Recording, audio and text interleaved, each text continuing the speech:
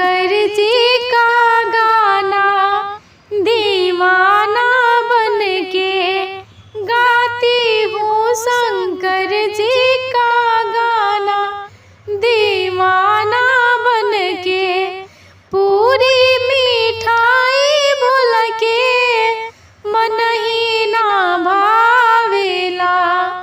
पूरी मिठाई भूल के मन ही ना भावेला।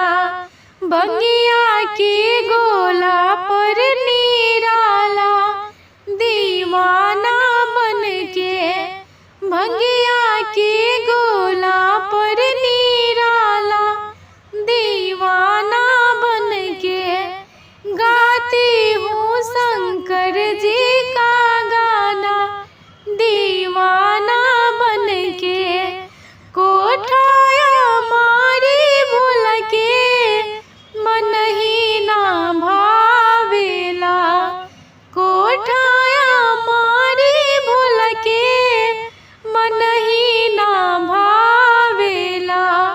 टूटही मारैया पर निराला दीवाना बन के टूटही मारैया पर निराला दीवाना बन के गाती हूँ। शंकर जी का गाना दीवाना बन के हाथी से घोड़ा भूल के मन ही ना भावेला।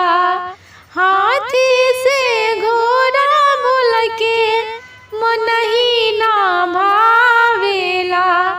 बस हाँ बैल पर निराला दीवाना बन के बस हाँ बैल पर निराला दीवाना बन के गाती हूँ। शंकर जी